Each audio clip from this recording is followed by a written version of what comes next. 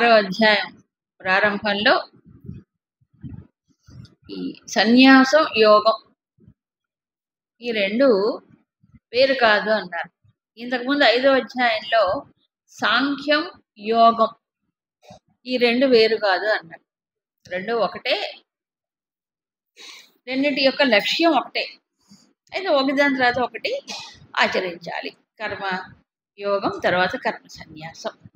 దాన్నే ఇక్కడ సాధకుడిని దృష్టిలో పెట్టుకొని చెప్తున్నారు. ఇందాక సాధన గురించి చెప్పాడు. ఏది సన్యాసము యోగం అనేది చాయిస్ లేదు, అది కానీ ఇది కానీ అనడానికి లేదు. కర్మయోగం ఆచరణ తరువాత కర్మ సన్యాస స్థితికి చేరుకుంటాడు. ఇక్కడ కూడా ఏం చెప్పారంటే యోగి సన్యాసి. ఎవరు యోగి ఎవరు సన్యాసి ఒక మొదటి పాదంలో చెప్పారు. ఏమని? యహ కార్యం కర్మ కరోతి అనాశ్రిత కర్మఫలం. అర్థమైపోయింది కదా. కార్యం కర్మ కరోతి అంటే చేయవలసిన కర్తవ్యం ఏదైతే ఉందో అది చేసేవాడు. అది ఏ దృష్టితో చేయాలి? అనాశ్రిత కర్మఫలం. అనాశ్రిత అంటే ఆశ్రయము తీసుకోకుండా, అంటే కర్మ ఫలితం పైన ఆధారపడకుండా చేయవలసిన కర్తవ్యాన్ని చేసేవాడే సన్యాసి, అతనే యోగి అని చెప్పి కామ పెట్టి నా నిరగ్ని నచ అక్రియ, అది కూడా పక్కన కలిపాడు. నా నిరగ్ని నచ అక్రియ అంటే అగ్నిలో వదిలేసిన వాడు, కర్మలన్నీ వదిలేసిన వాడు ఎప్పుడు కాదు. ఇప్పుడు డైరెక్ట్గా కొట్టినట్టే చెప్పాడు భగవంతుడు. సో సన్యాసం అంటే చేయవలసిన కర్తవ్యం వదిలేసిన వాడు కాదు, ఏ బాధ్యతలు లేకుండా ఉన్నవాడు కాదు. నిరగ్ని అంటే అదే, అగ్ని కార్యం ఆ రోజు రెగ్యులర్గా చేసేవాడు తప్పనిసరిగా. కాబట్టి ఏదైతే నిత్యకర్మ అయి ఉన్నదో దాన్ని వదిలేయటం, తనకి ఏదైతే బాధ్యత విధిగా చేయవలసిందో దాన్ని వదిలేయటం, అది సన్యాసం కాదు, యోగం కాదు, ఉభయప్రకృతం ఉపసన్యాసం అయిపోతుంది. చాలా క్లియర్గా చెప్పాడు. అలాంటి దాన్ని ఎంకరేజ్ చేయలేదు ఎప్పుడు కూడా.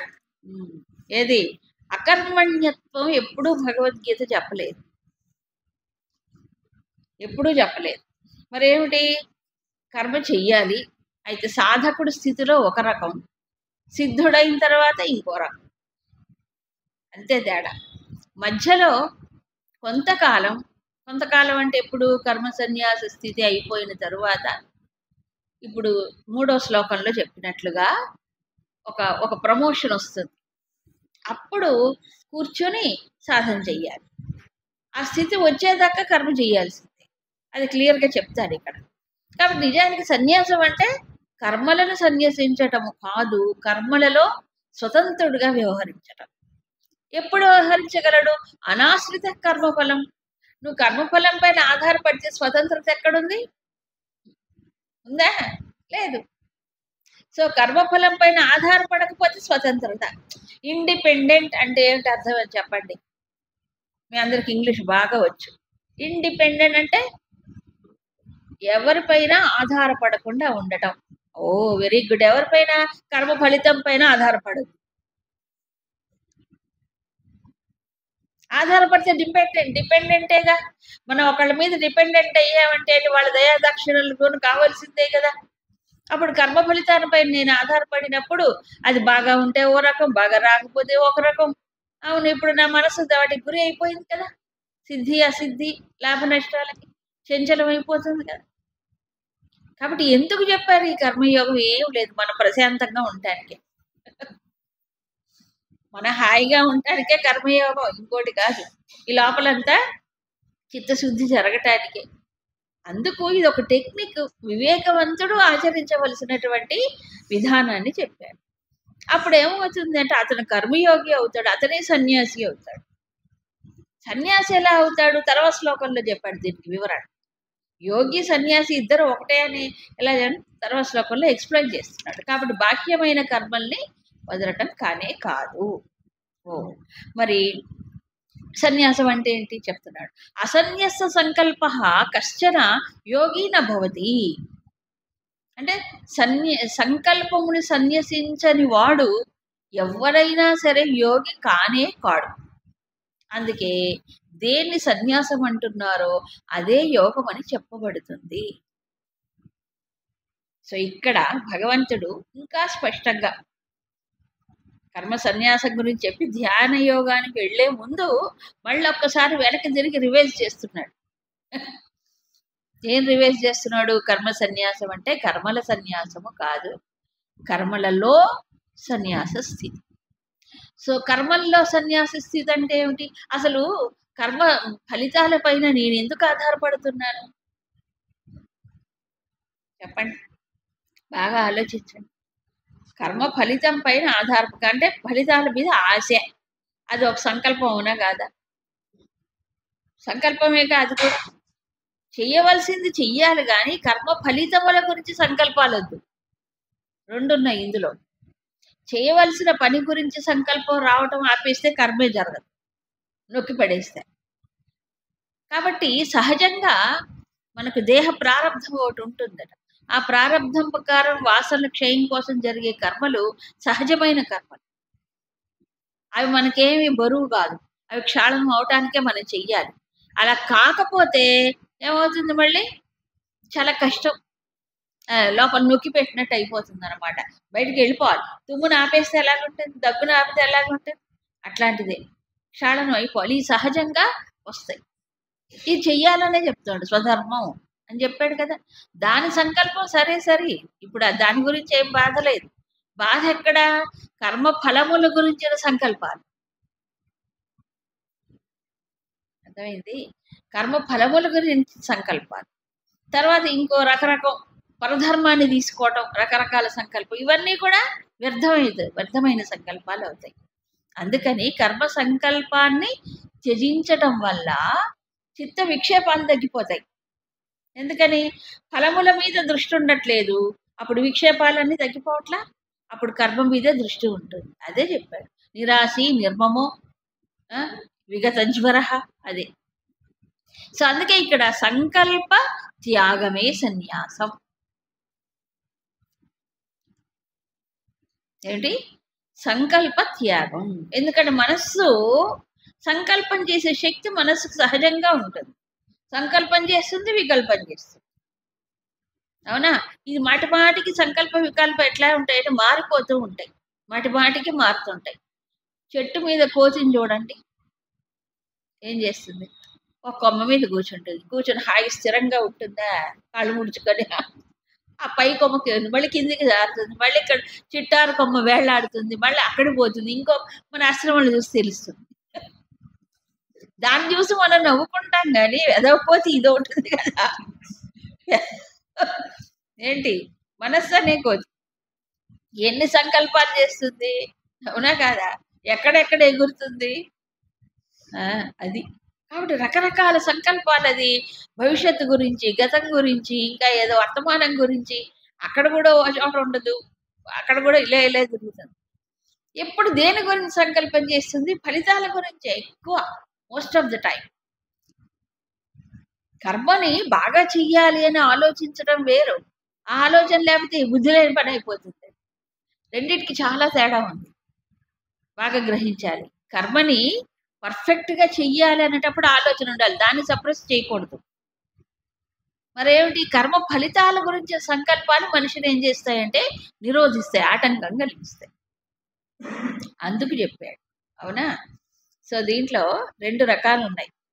ఒకటి, మనస్సు రెండు పనులు చేస్తుంది. మనస్సు అంటే అంతఃకరణం అని, బుద్ధి అనండి, చిత్తం అనండి, మనస్సు అనండి.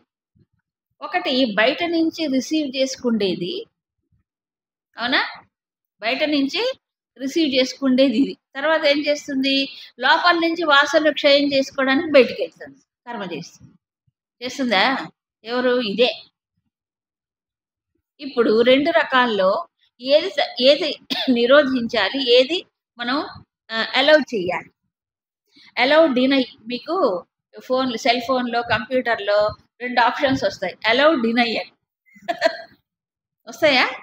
అది తెలియక అలౌ చేసి డినై చేస్తే, డినై దగ్గర అలౌ చేస్తే మొత్తం పాడైపోతుంది.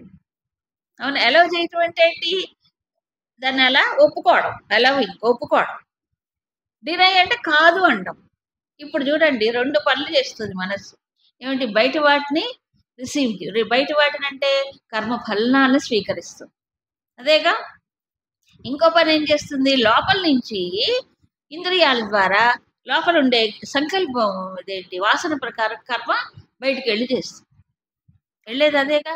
ఈ బయటికి వెళ్ళేదాన్ని బయటికి వెళ్ళనివ్వాలి. ఎలా? ఎందుకు? లోపల వాసన క్షయం అవ్వడానికి ఇదొక ఛానల్ కాబట్టి దాన్ని ఎలా చెయ్యాలి, కర్మ చెయ్యాలి. ఈ రెండోది రిసీవింగ్, అక్కడ జాగ్రత్త పడాలి.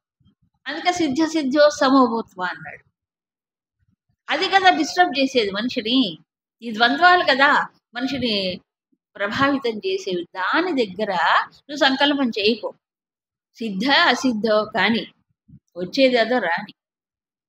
నువ్వు చేయాల్సింది చేయరాదు, రావాల్సింది వస్తుంది. ఎంత రావాలో అంత వస్తుంది. అక్కడ జాగ్రత్త పడాలి. ఇది సంకల్ప త్యాగం. ఈ సంకల్ప త్యాగం గురించి గురుదేవులు చాలా బాగా ఎక్స్ప్లెయిన్ చేశారు. సంకల్పం అంటే ఏదో మహాత్ములకు ఉండే సంకల్ప శక్తి కాదు. కామన్ మ్యాన్కి కూడా సంకల్పం వికల్పం అన్నాడు. అందుకే డెఫినేషన్ చెప్పినప్పుడు, మనస్సు డెఫినేషన్ చెప్పినప్పుడు సంకల్ప వికల్పాత్మక మనః అంటే సామాన్యుడికి సంకల్పం వచ్చి అది నిలవదు, పోతుంది, మళ్ళీ ఇంకోటి వస్తుంది, మళ్ళీ ఇంకోటి వస్తుంది. ఒక్కోసారి క్యాన్సిలేషన్ ఆఫ్ థాట్ కూడా జరుగుతుంది. క్యాన్సిలేషన్ అంటే ఓ సంకల్పం వస్తుంది, దాన్ని కొట్టేసి ఇంకోటి వస్తుంది నెగిటివ్. అవి కూడా వస్తాయి. ఒక్కోసారి ఓ సంకల్పం వస్తుంది, అది పోయి అది అది కర్మ రూపాన్ని దాల్చక ముందే ఇంకోటి వస్తుంది, ఇంకోటి వస్తుంది. అప్పుడు సంకల్పం అసలు కార్యరూపం దాల్చదు, మారిపోతుంది. మరి ఎట్లాగండి? ఈ మనసు ఎప్పుడు ఏదో సంకల్పం చేస్తూనే ఉంటుంది కదా, కల్పించుకుంటుంది రకరకాలు. ఎలాగ ఆపాలి దీన్ని? ఒకటే ఒకటి, అన్నిటికీ ఆయనే దిక్కు. మనకు ఈ సృష్టి యావత్తు చూస్తే ఈ సృష్టి మన సంకల్ప ప్రకారం జరిగిందా? లేదు కదా. అందుకే దీన్ని ఏమన్నారు? సమష్టి సంకల్పం లేక ఈశ్వర సంకల్పం. ఈశ్వరుడికి వ్యక్తిగతమైన సంకల్పాలు లేవు ఆయనకి. ఈ మొత్తం కలిపితే ఆయన సంకల్పం అయింది. ఇది ఒక మహాసముద్రం అనుకోండి. ఈ మహాసముద్రంలో అలలు ఉంటాయి, నీటి బుడగలు ఉంటాయి, నురుగు, అన్ని రకరకాలు ఉంటాయి కదా. అప్పుడు ఇది ఒక మహాసంకల్పం అయినప్పుడు ఈశ్వర సంకల్పము, దాని ప్రకారం సృష్టి జరుగుతూ ఉంటుంది సమిష్టి కాబట్టి. అందులో మరి వ్యష్టి అయిన వీడు ఎవరు? ఈ జీవుడు ఏం చేయాలి? ఇప్పుడు ఒక బుడగ, ఈ బుడగ నేను వేరుగా ఉంటాను, నేను ఇలాగే అని అందనుకోండి, ఏమవుతుంది? పుటక్కన పగిలిపోతుంది బుడగ కదా. ఈ బుడగ లేకపోతే అలా తానెవరు నిజానికి ఆలోచిస్తే సముద్రంలో ఒక చిన్న అంశం, చాలా చిన్నది. ఈ విశాల విశ్వములో, అందుకే సర్వలోక మహేశ్వరం అన్నాడు కిందట 5వ అధ్యాయంలో. ఈ సర్వలోక మహేశ్వరుడు విశ్వాన్ని అంతా నడిపిస్తూ ఉంటే ఇందులో ఈ వీడెవడు ఆలోచించుకుంటే ఒక్కసారి ఎవరు? నీటి బుడగ కూడా కాదు, అవునా? వీడి సంకల్పమా? వీడు అది సిద్ధించటమా? అవుతుందా చెప్పండి? వీడి సంకల్పం అవదు. ఎందుకు? వీడి బుడగ అయిపోయి. ఇది ఎప్పుడు సిద్ధిస్తుంది? ఈ సంకల్పం ఆ సమిష్టి సంకల్పం అయిన ఈశ్వర సంకల్పంతో కలిసినప్పుడు, మ్యాచ్ అయినప్పుడు మాత్రమే సిద్ధిస్తుంది.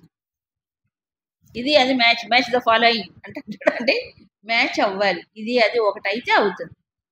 కాబట్టి ఎవరి సంకల్పం జరుగుతుంది? ఇప్పుడు ఆయనదే జరుగుతుంది. వీడిది ఏముంది? వీడికి బలం ఎక్కడుంది ఈ చిన్న మనిషికి? సో బెటర్ వే ఏంటంటే ఈశ్వర సంకల్పంతో తన సంకల్పాన్ని కలపాలంటే శరణాగతి పొందాలి.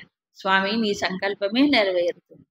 కాబట్టి ప్రార్థన చెయ్యాలట జీవుడు. ఈ వదలగొట్టుకోవాలంటే నీ సంకల్పం ఏదైతే ఉందో అది జరిగి తీరుతుందో అదే నాలో సంకల్పమై కదలాలి. నా వ్యక్తిగత సంకల్పాలు కాదు, అదే అవ్వాలి. దీన్నే గురుదేవులు ఒక మాట చెప్పేవారు. మూడే అక్షరాలు. దై మూడు. Thy will be done. Done. Thy will be done అంటే నీదే జరుగుతుంది. నీదంటే నీ సంకల్పమే నెరవేరుతుంది, నాది కాదు. Not mind, not mind. మనిషికి ఏంటంటే చెప్పాను కదా, ఈ అహం తన్ని తాను సాటిస్ఫై చేసుకోవాలని.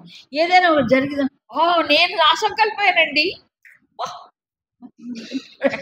నా సంకల్పం సిద్ధించిందండి, నేను అనుకున్నది అయిందండి అంటే నేను చాలా గొప్పవాడినండి అని ఇండైరెక్ట్ చెప్పడం. అవునా? అందుకు సంకల్ప త్యాగం ఇది నిజమైన సాధన. సో ఇప్పుడు కర్మయోగం ఆచరించాలంటే ఏం చేయాలి? ఇప్పుడు ఈ కర్మఫల రూపం అయినటువంటి సంకల్పాలని త్యజించాలి. అతనే కదా కర్మయోగం అవుతాడు, అతనే కదా సన్యాసి అవుతాడు. సంకల్ప త్యాగం చేసి సన్యాసి తర్వాత వస్తుంది. సో ఇప్పుడు రాబోయేటువంటి ఈ ధ్యాన యోగము కానీ, ఇంతకుముందు చెప్పినటువంటి కర్మ సన్యాస స్థితికి కానీ ఇది అవసరమా కాదా సంకల్ప త్యాగం? సో ఇండైరెక్ట్ గా చెప్పినట్లయితే కర్మఫల త్యాగమే సంకల్ప త్యాగం, వేరే ఏమి కాదు. సో కర్మఫలాలు త్యజించాలంటే సంబంధమైన సంకల్పాలను వదలాలి కదా, అంతే ఇక్కడ చెప్పింది. ఓహో సరే, ఇప్పుడు ఇంతకీ ఏం చెప్పబోతున్నాడు భగవంతుడు? ఏంలే, ఆ 3వ అధ్యాయం ప్రారంభంలో చెప్పిందే ఇంకో మాటలు మార్చి చెప్తున్నాడు. సాంఖ్యులు యోగులు అని చెప్పాడు కదా, వీళ్ళకేమో జ్ఞాన మార్గం, వీళ్ళకేమో కర్మ మార్గం అని చెప్పాడు కదా, చెప్పాడా లేదా? అదే ఇప్పుడు చెప్తున్నాడు. 2 రకాల వ్యక్తులు ఉంటారు సాధకుల్లో. ఒకళ్ళు కాస్త ఎదిగినవాడు, ఒకడు కేజీ క్లాస్లో ఉన్నవాడు, అప్పుడే అడుగులు వేస్తున్నాడు, అప్పుడే అడుగులు వేసేవాడు, ఇంకోడు రన్నింగ్ రేసులో గోల్డ్ మెడల్ వచ్చినవాడు అనుకోండి. తేడా లేదు ఇద్దరికి. వాడు వీడితో పోటీ పడితే ఎట్లా? పడకూడదు. ఎవరట? మొదటి వాడు ఆరురుక్షుడు, రెండవ వాడు యోగారూఢుడు. ఆరురుక్షుడు 2 ఉన్నాయి. ఏమిటి అంటే ఏమీ లేదు అక్కడ. ఒకటేమో గుర్రం, మనస్సు అనే గుర్రాన్ని అధిరోహించడానికి ఎక్కటానికి ప్రయత్నం చేస్తూ ఉండేవాడు, ఇంకా ఎక్కలేదు, కళ్యాలు చేతికి రాలేదు. ఒకడేమో చక్కగా ఎక్కి కూర్చొని కళ్యాలు చేత పట్టుకుని దాన్ని కంట్రోల్ చేసిన వాడు. ఇదే తేడా, అంతేగా. మొదటి వాడికి ఏం చేయాలి? ఆరురుక్ష అయిన వాడికి అంటే మనస్సును వశంలో పెట్టుకోవడానికి ప్రయత్నం చేస్తున్నాడు కష్టపడి. అలాంటి వాడు ఏం చేయాలి? కర్మ కారణం ఉచిత. ఏమిటి సాధన? కర్మయోగమే సాధన.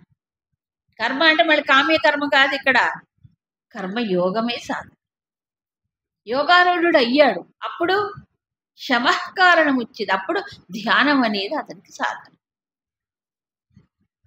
ధ్యానం అనేది శమః అంటే ధ్యానం. ఇక్కడ చెప్పింది మనస్సును శమింపచేయటం, మనస్సును పూర్తిగా శమింపజేయటం. చూడండి, వశములోకి వస్తే కదా శమింపజేయడం. వశములోకి రాకపోతే ఎలా శమింపజేస్తాడు దాన్ని? ఇప్పుడు ఒకడు కోపంతో మండిపడి రెచ్చిపోతున్నాడండి ఓ మనిషికి అనుకోండి, బాగా రెచ్చిపోతుంది. నువ్వు కూర్చొని ధ్యానం చేయండిరా నీ కోపం తగ్గుతుందంటే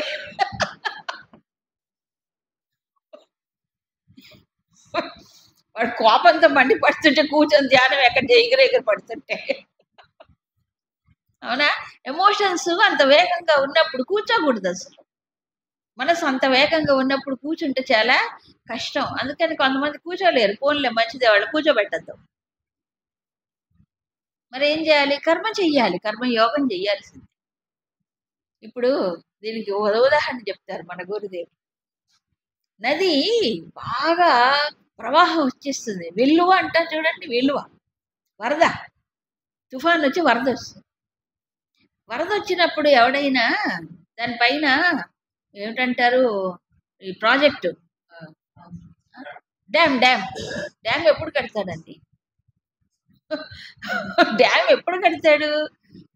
బాగా శాంతించినప్పుడు, ఆ ప్రవాహం అంతా శాంతించినప్పుడు నెమ్మదిగా ఈ డ్యామ్ అనేది కడతాడు. కడితే ఆ తర్వాత ఆ నీళ్ళన్నీ ఛానలైజ్ చేసుకుంటాడు. వరదల్లో ముంపుల్లో ఎవడైనా చేస్తాడు ఆ పని? ఈ మనసు అంతే, వరద రూపంలో ప్రవాహంలో వెళ్ళిపోతూ ఉంటే వేగం ఎక్కువగా, దాన్ని ఏం చేయాలి? ముందు ఆ ప్రవాహం వేగం తగ్గాలి కొంత.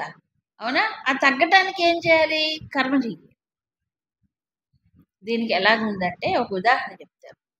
ఈ గుర్రాన్ని స్వారీ చేయడానికి మొదలు పెట్టాడు ప్రాక్టీస్. స్వారీ చేయడం అంటే తెలుసుగా. గుర్రం ముందు స్వారీ చేయాలంటే ఎక్కి కూర్చోవాలి కదా దానిపైన. ఎవరైనా ఎత్తి కూర్చోబెడతారా?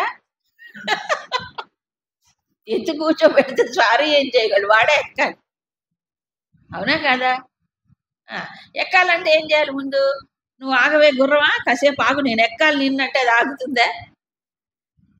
ఆగదు కదా. అది జంతువు కదా, ఆగదు. అది కదులుతూనే ఉంటుంది. అది ఇట్టా ఇట్టా ఊగుతూనే ఉంటుంది. అవునా? కాస్త ముందుకి ఎందుకు వెళుతూనే ఉంటుంది. అది కూర్చోమంటే కూర్చోదు, దాని ఫోర్స్ అలాంటిది. సో అలాంటి కదులుతూ ఊగుతూ చేస్తుంటే ఏం చేయాలి? దాంతో పాటు కదలాలి, దాంతో పాటు కాస్త పరిగెత్తాలి. అవునా కాదా? అదను చూసుకుని ముందు ఒక్క కాలు పెట్టాలి. ఒక్క కాలు ఎక్కడ పెట్టాలి? ఒక రికాబ్ అని ఒకటి ఉంటుంది, దాని మీద ఒక కాలు పెట్టి దాన్ని సపోర్ట్ తీసుకొని మళ్ళీ ఏం చేయాలి? ఒక్క జంపులో ఇంకో కాలు ఆ పక్క వెయ్యాలి దాని మీద కూర్చోడానికి. మీ స్కూటర్ మీద ఎలా కూర్చుంటారు అంతే, కొంచెం తేడా. అవునా కదా? ముందు కిక్ ఇవ్వాలి కదా. కిక్ ఇచ్చిన తర్వాత కూర్చుంటారా? కూర్చున్న తర్వాత కిక్ ఇస్తారా? కానీ జంతువు అట్లా కూర్చోదు. జంతువులు అలా కుదరదు. అశ్వం అది, దాన్ని ప్రాణి. స్కూటర్ అయితే కూర్చుంటుంది, ఓ చోట మనం ఎక్కొచ్చు, ఇది ఈజీ. కానీ అశ్వమును అధిరోహించడం కష్టం. అలాగే ఈ మనస్సు, నువ్వు కూర్చో నేను ఎక్కుతా అంటే కూర్చుంటుంది, కూర్చోదు.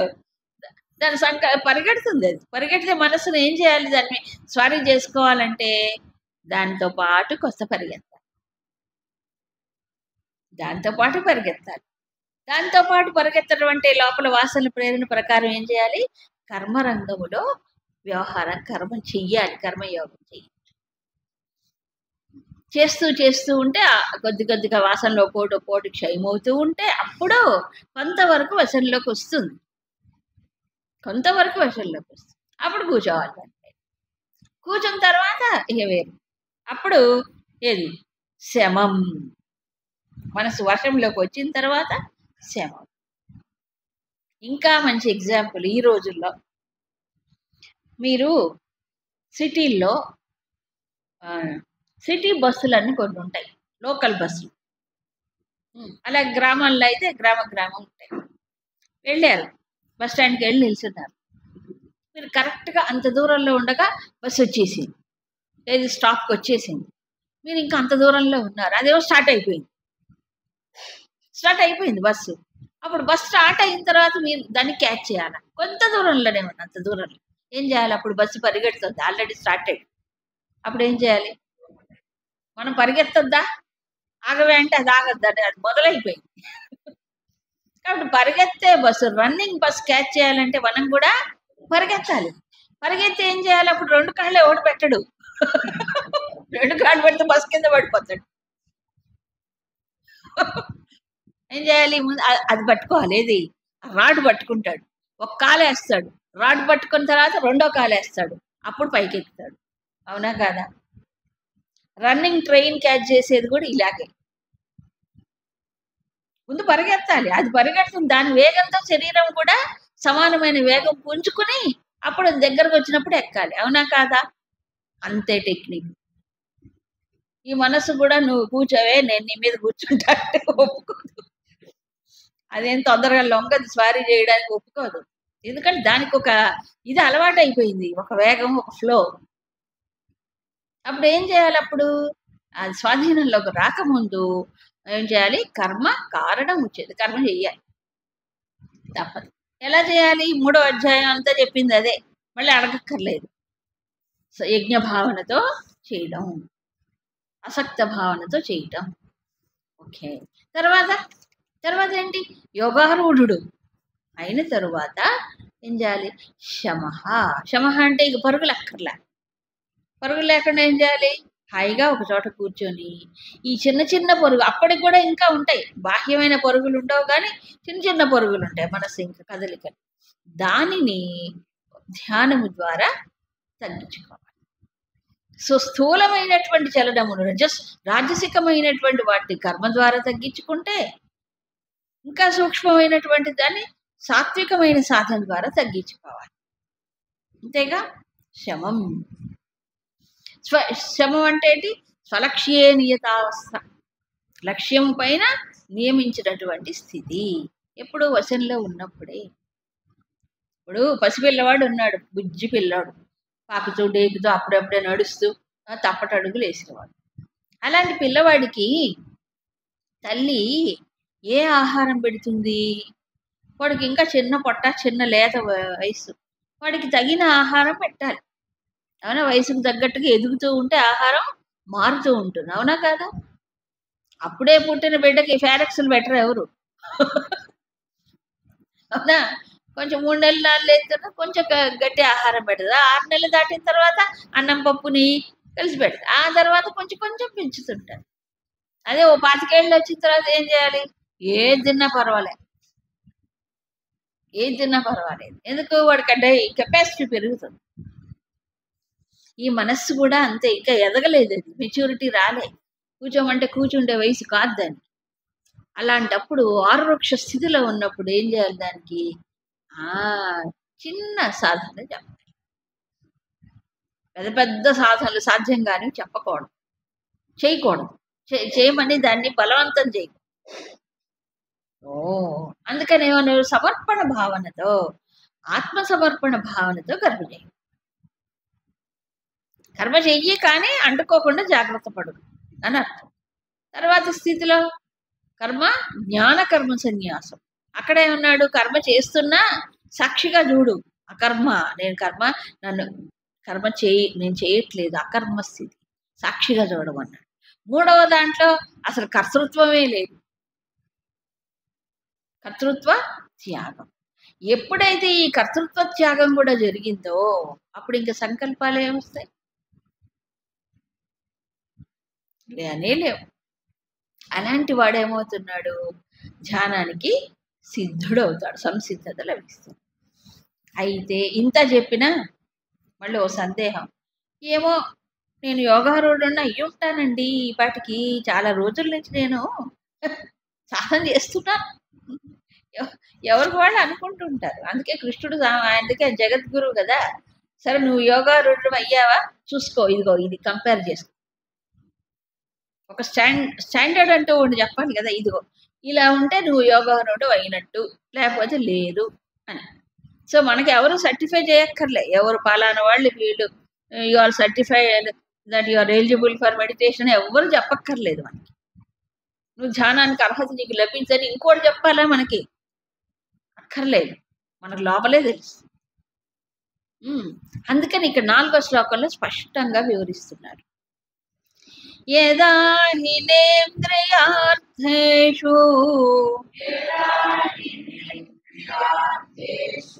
న కర్మస్వనుషజ్యతే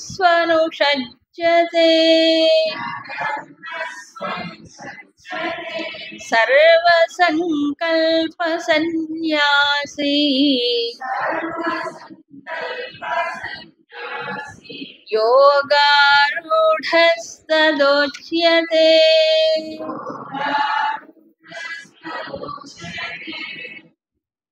సో యోగారూఢుడికి శమం అనేది సాధన చెప్పారు. ఇంత యోగారూఢుడు ఎవరు యోగారూఢుడు? యదా, ఎప్పుడైతే, ఇంద్రియార్థేషు కర్మసు న అనుషజ్యతే. ఇంద్రియార్థాలు అంటే ఇంద్రియ విషయాలు, శబ్దస్పర్శ రూపరసగంధాలు, వాటిల్లోకి, కర్మసు అంటే కర్మలలోకి మనస్సు వెళ్లకుండా, అంటే నా అనుషజ్యత తగులుకోకుండా ఉంటుందో. ఎప్పుడు తగులుకోకుండా? సర్వసంకల్ప సన్యాసి. అప్పుడు అందుకే చెప్పాడు ఇందాక, సర్వసంకల్పములను త్యజించినప్పుడు మాత్రమే అది సాధ్యమవుతుంది. సంకల్పములు త్యజించకుండా మనసు పరుగులు ఆపలేదు. పైగా ఇక్కడ క్లియర్గా చెప్తాడు, ఇంద్రియ విషయాలలోకి. రెండు, మనస్సు రెండు పనులు చేస్తుంది. ఒకటి, ఇంద్రియ విషయాలు కావాలి అని కోరుకొని అనుభవించాలని వెళుతుంది. రెండవది, కర్మలు చేయాలని కర్మరంగంలోకి పరిగెడుతుంది. రెండు ఉన్నాయి దానికి. ఎందుకంటే సంస్కారాలు ఉన్నాయి కదా, అవి పరిగెట్టిస్తాయి. రెండు రకాలుగా పోతుంది. ఒకటి, అది అనుభవించాలని ఆలోచిస్తుంది ఏది విషయాలని. రెండవది, కర్మలు చెయ్యాలని సంకల్పాలు చేస్తుంది కదా. రెండు రకాల సంకల్పాలు చేస్తుంది. ఒకటి అనుభవించడం, రెండోది కర్మలు చేయడం. అట్నుంచి ఇట్నుంచి ఇది చేసేది మనసే. అప్పుడు ఇవన్నీ ఎప్పుడు ఆగుతాయి? సంకల్పములు సన్యసించినప్పుడే. సర్వసంకల్ప సన్యాసం, సంకల్ప త్యాగం. అప్పుడు ఈ తగులుకోకుండా ఉంటుంది మనస్సు. ఎక్కడికి? విషయాల్లోకి. ఎట్లా ఉంటుందంటే, ఇంద్రియార్థాల్లోకి మనసు ఎందుకు పోతుంది? విషయాల్లోకి. మనకి 3వ అధ్యాయంలో విషయం చెప్పాడు. కర్మేంద్రియై కర్మయోగం మనసా ఇంద్రియాణి సంయమ్య. కర్మయోగం గురించి చెప్పాడు అక్కడ. మనస్సుతో జ్ఞానేంద్రియాన్ని సంయమించి కర్మేంద్రియాలతో కర్మయోగం చేస్తాడని చెప్పాడు. అవునా? ఇప్పుడు ఇంద్రియార్థాల్లోకి మనసు వెళ్లకుండా ఉంటుంది అంటే ఎప్పుడు అది కర్మయోగ దృష్టిలోనే అది సాధ్యం. అవునా? అది చేయకుండా కర్మయోగమే చేయలేడు. అందుకే ఇక్కడ నహ్య సన్యస్త సంకల్పము అంటే సంకల్పాలు జదించిన వాడు యోగి కాలేడు అని చెప్పాడా లేదా? సన్యాసి కాలేడు. అందుకు ఈ సంకల్పాలు అనేవి మనిషిని ఏం చేస్తాయంటే మాటి మాటికి బయటికి విషయాల్లోకి లాగుతాయి. తర్వాత కర్మల్లోకి కూడా లాగుతాయి. కర్మ సంకల్పాలు, విషయ సంకల్పాలు రెండింటికి తేడా లేదు. ఉంది. ఇప్పుడు ఫర్ ఎగ్జాంపుల్ మనిషికి ఎన్నో రకాలైనటువంటి కర్తవ్యాలు, బాధ్యతలు ఉంటాయి. అవునా? అన్ని రకాల కర్తవ్యాలు, బాధ్యతలు ఉన్నప్పుడు వాటిని అందుకే పూర్తిగా నిర్వర్తిస్తే అది క్షాళనం అయిపోతే మళ్ళీ వెనక్కి వెళ్ళదు. చేయవలసింది చేసి క్షాళన చేసుకుంటే మళ్ళీ వెనక్కి వెళ్ళదు మనస్సు.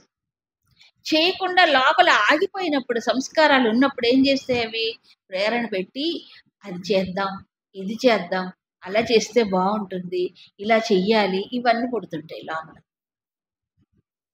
వాసనలు ఉంటాయిగా, ఊరుకోగా సంకల్పాలు పుట్టిస్తాయి. ఆ కర్మల గురించిన సంకల్పాలు ఏది? నేను ఇలా చెయ్యాలి, నేను ఇలా చేస్తాను, అలా చెయ్యాలి అనుకుంటుంది. ఇక రెండోది ఎక్కడ? విషయాలని తీసుకోవటం, స్వీకరించడం, ఇంద్రియ విషయాలని అనుభవించడం, వాటి గురించిన సంకల్పాలు కూడా చేస్తుంది. ఈసారి పండక్కి మంచి డ్రెస్ కొనుక్కోవాలండి, ఏదో ఒకటి. అవునా? మా ఇంట్లో మరీ ఫర్నిచర్ చాలా పాత పడిపోయిందండి. ఈసారి ఏదన్నా వస్తే కొంచెం అమౌంట్ మంచి ఫర్నిచర్ కొనుక్కోవాలి. అవునా? ఏమో నాన్న రకాలు వస్తాయిగా సంకల్పాలు. అంటే బాహ్య విషయాలు పొందాలని, ఈ కర్మలు చెయ్యాలని ఏదో ఒకటి చేస్తుంది మనసు. ఓహో, ఈ రెండిట్లో తగులుకోకుండా ఉండే స్థితి ఎప్పుడు వస్తుంది? సంకల్పాలు వదిలినప్పుడే. అందుకే సర్వసంకల్ప సన్యాసి అని. కాబట్టి సన్యాసం అంటే ఏంటో. సమ్యక్ న్యాసం అంటే పూర్తిగా వదలటం. సమ్యక్ న్యాసం పూర్తిగా వదలటం. అబ్బో, ఎక్కడ సాధ్యం పూర్తిగా వదలటం? సంకల్పాలు, కర్మయోగం ఆచరణ చేస్తేనే ఎంత కాలమో చేయగా ఆ కర్మఫల సంస్కారాలకు సంబంధించినటువంటి సంకల్పాలు రావు.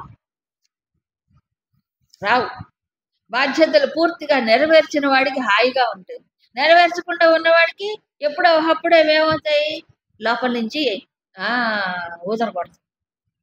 అందుకే చెప్పాడు కృష్ణుడు, అర్జున నువ్వు క్షత్రియుడు అయ్యా, నీ లోపల ఉన్నాయి కదా సంస్కారాలు, అవి నిన్ను కూర్చొనియ్యవు. కాబట్టి ఇప్పుడే హాయిగా చెయ్యి, అవకాశం వచ్చింది ఇంత చెయ్యి.